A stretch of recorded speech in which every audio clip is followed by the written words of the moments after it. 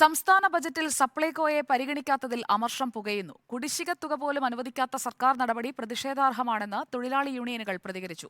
പല ഇനങ്ങളിലായി 2850 കോടി രൂപയാണ് സർക്കാർ സപ്ലൈകോയ്ക്ക് നൽകാനുള്ളത്.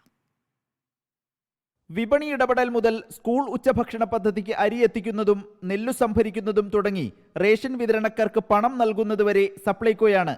ആകെ 2850 കോടി രൂപയാണ് സപ്ലൈകോയ്ക്ക് സർക്കാർ നൽകേണ്ട കുടിശ്ശിക. അവശ്യ സാധനങ്ങൾക്ക് സബ്സിഡി നൽകിയ വകയിൽ 1525 കോടി രൂപയാണ് ഇതുവരെ സപ്ലൈകോയ്ക്ക് ലഭിക്കാനുള്ളത്. സ്കൂൾ ഉച്ചഭക്ഷണ പദ്ധതിക്ക് അരി എത്തിച്ചതിൽ 150 കോടി. സർക്കാരിന്റെ അഭിമാനമായി മാറിയ കിറ്റ് വിതരണ പദ്ധതിക്ക് 25 കോടി. നെല്ല് സംഭരിച്ച വകയിൽ 550 കോടി. നെല്ല് കുത്തി അരിയാക്കുമ്പോഴുള്ള തൂക്ക വ്യത്യാസത്തിന് സഹായം നൽകിയ ഇനത്തിൽ 400 കോടി. റേഷൻ വിതരണക്കാർക്ക് നൽകിയ 200 കോടി എന്നിങ്ങനെയാണ് സർക്കാർ കുടിശ്ശികയുടെ ഇനം തിരിച്ചുള്ള കണക്ക്. ഇതിൽ 500 കോടി രൂപയെങ്കിലും ബജറ്റിൽ പ്രഖ്യാപിക്കണമെന്ന് ഭക്ഷ്യവകുപ്പ് ആവശ്യപ്പെട്ടിരുന്നു.